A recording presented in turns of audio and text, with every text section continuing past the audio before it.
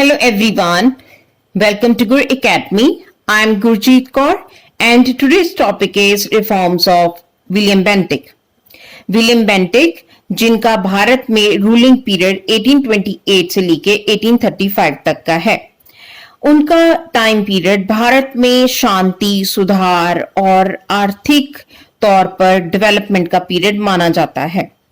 उन्होंने भारतीय राजनीतिक और जनजीवन के विभिन्न क्षेत्रों में बहुत सारे सुधार किए थे।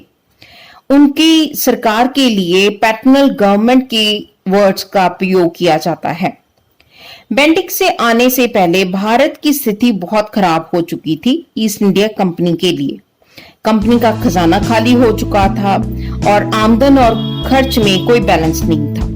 1833 के कंपनी के चार्टर का अध्ययन किया जाना शुरू हो चुका था और कंपनी की आर्थिक दशा सुधारने के लिए इंग्लैंड की संसद में पेश करना बेंटिक के लिए एक समस्या बन चुकी थी। कॉर्नवालिस के बाद किसी भी गवर्नर जनरल ने शासन के सुधार की तरफ ज्यादा ध्यान नहीं दिया था, तो इसलिए लॉर्ड विलियम बेंटिक के लिए कंपनी की स्थिति को सुधारना बहुत ज्यादा जरूरी था।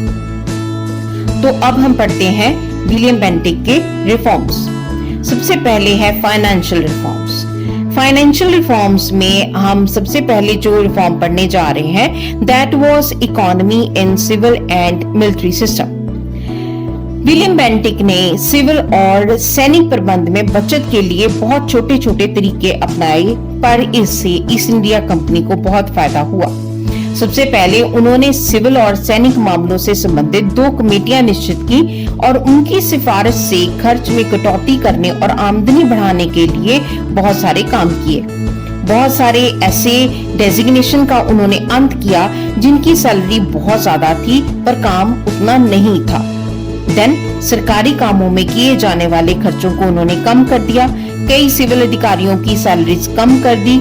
नवंबर 1828 से कलकत्ता में 400 मील के अंदर काम करने वाले कर्मचारियों का जो एक तरह से सैलरी में भत्ता दिया जाता था वो आधा कर दिया गया।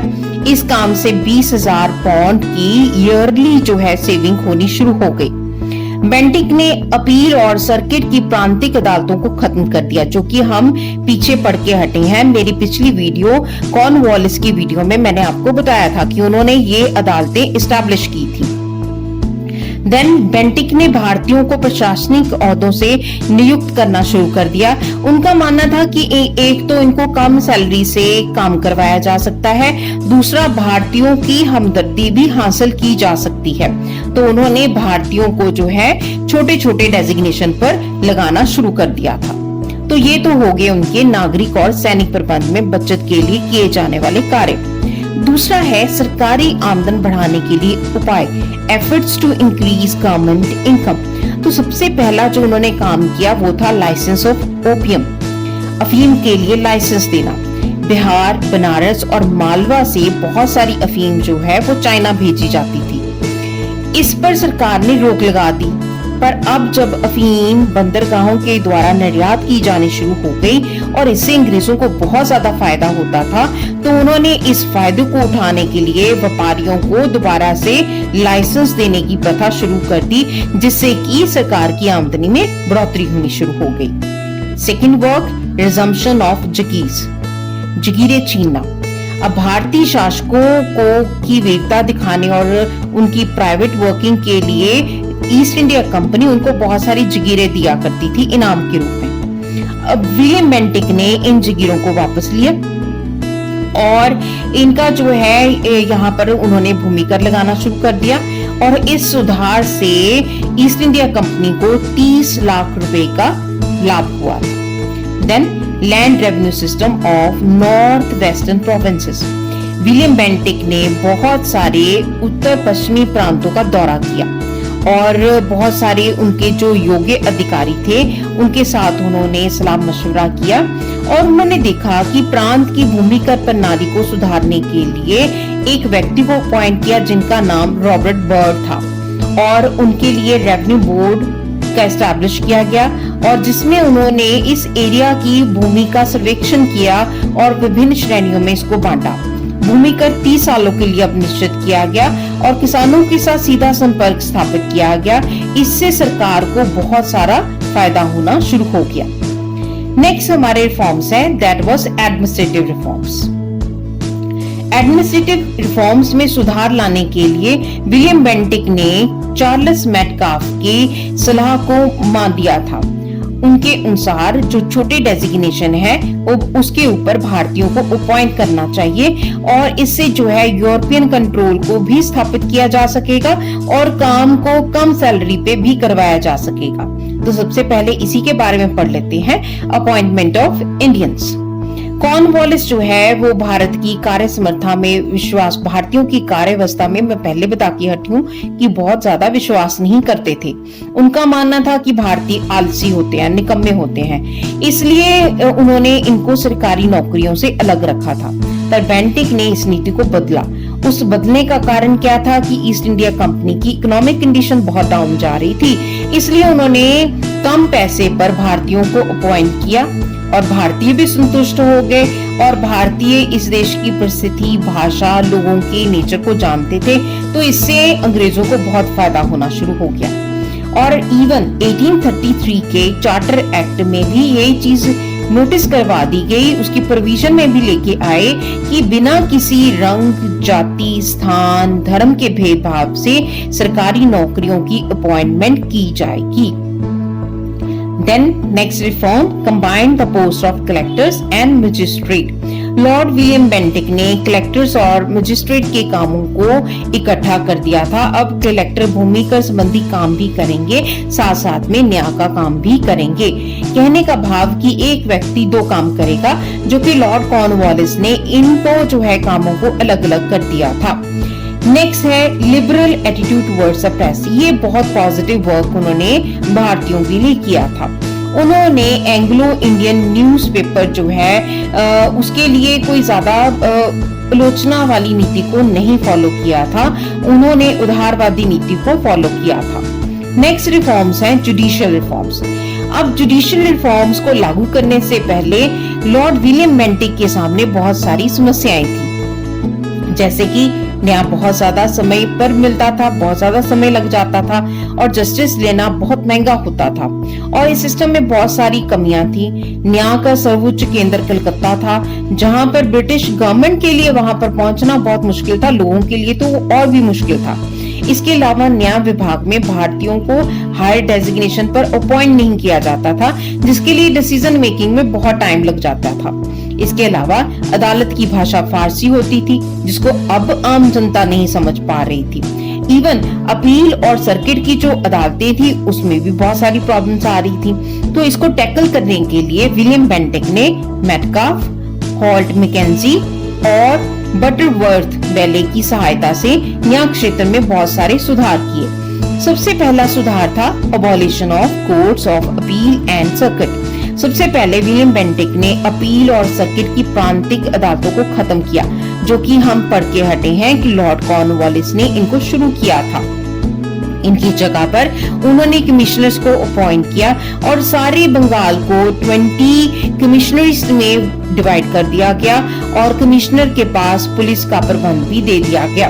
अब कमिश्नर पुलिस प्रबंध को भी देखेंगे। इसके अलावा जो है रेवेन्यू इकट्ठा करने का काम भी ये लोग ही करेंगे। Second reform, separate courts of north western province इन इलाहाबाद। अदालतों के भार को कम करने के लिए और लोगों की फैसिलिटी के लिए उन्होंने नॉर्थ वेस्टर्न प्रोविंस के लिए इलाहाबाद में एक अलग सदर दीवानी और सदर निजामत अदालत की स्थापना की थी। The next reform is appointment of Indians as judges. तो 1831 के ऑर्डर से विलियम बेंटिक ने भारतीयों के प्रशासन के विभिन्न क्षेत्रों में अपॉइंटमेंट करनी शुरू कर दी। भारतीय जजों की 3 श्रेणियां होती थी, उनमें मुंसिफ और सदर अमीन के डेजिग्नेशन पर अपॉइंटमेंट की जाती थी। सदर अमीन जिले और नगर की अदालतों की अपीलों के फैसले दिया करते थे, पर भारतीय जज किसी ऐसे मुकदमे का फैसला नहीं कर सकते थे जिसमें अमेरिकन या यूरोपियन का कोई भी केस हो। इसके अलावा जो है उन्होंने यूज ऑफ नेटिव लैंग्वेजेस के ऊपर भी जोर देना शुरू कर दिया अदालतों में।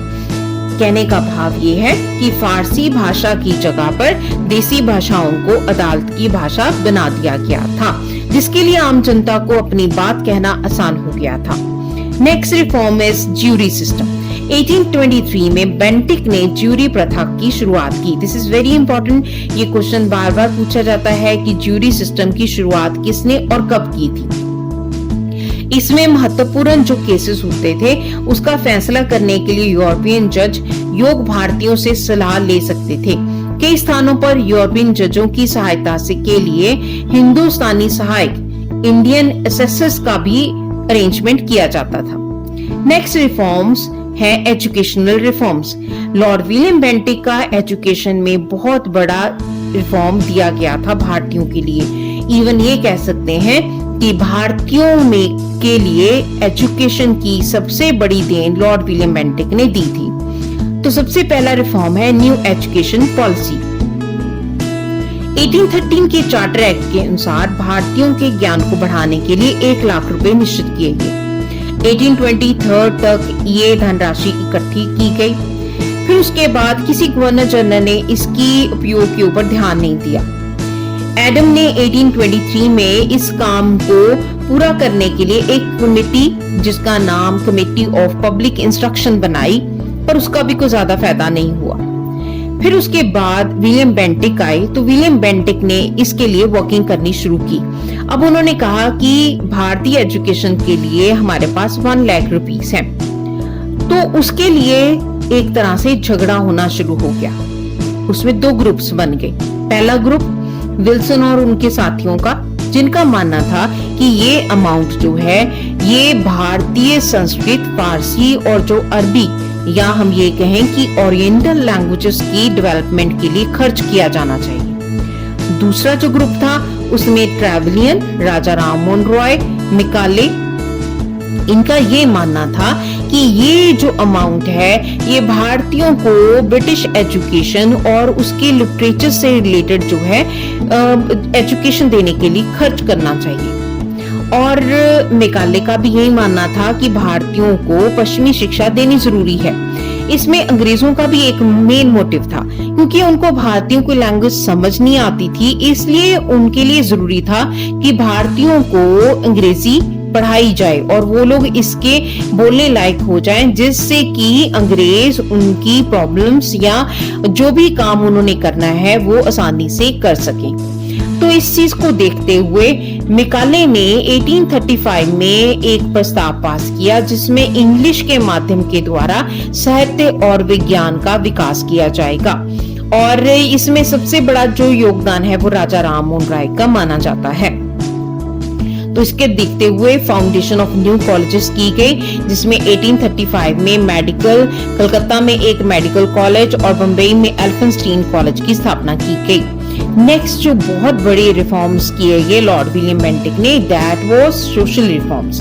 सोशल रिफॉर्म्स में सबसे पहले आते हैं अबॉलिशन ऑफ सती सिस्टम। तो सती सिस्टम हमारे भारत की हम कह सकते हैं कि सबसे बुरी प्रथा थी, अमानवीय प्रथा थी।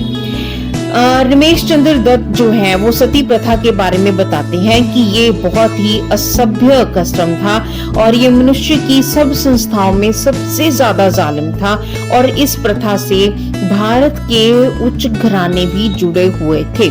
इस प्रथा में क्या होता था कि जब एक औरत के पति की डेथ हो जाती थी, या हम ये कहें कि एक विधवा को उसके जो मृतक पति की लाश के साथ जिंदा जला दिया जाता था।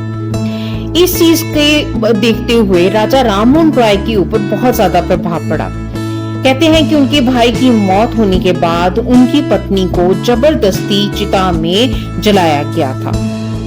इस चीज को देखते हुए राजा राममोहन रॉय और देवेंद्रनाथ ठाकुर जो है विलियम बेंटिक को जाकर मिले। उन्होंने विलियम बेंटिक को ये समझाया कि भारतीय परंपराओं, लिटरेचर, धार्मिक ग्रंथों में कहीं भी सती प्रथा का सिस्टम नहीं दिया गया है। तो उन्होंने ये सिफारिश की कि आप इस अमानवीय प्रथा को अंत करें। तो इसको देखते हुए लॉर्ड विलियम बेंटिक ने इसके लिए 1829 में सती प्रथा को गैर कानूनी घोषित कर दिया था। नेक्स्ट जो सामाजिक रिफॉर्म है वो है अबॉलिशन ऑफ ठगी। कहते हैं कि विलियम बेंटिक के काल में भारत के मध्य हिस्से में ठगों का बहुत बोलबाला था।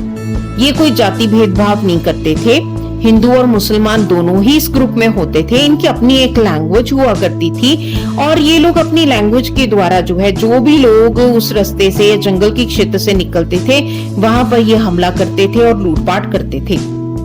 अब ये बहुत बड़ी समस्या थी, तो विलियम बेंटिक ने इसको सॉर्ट आउट करने के लिए कर्नल स्लीमैन को अपॉइंट किया।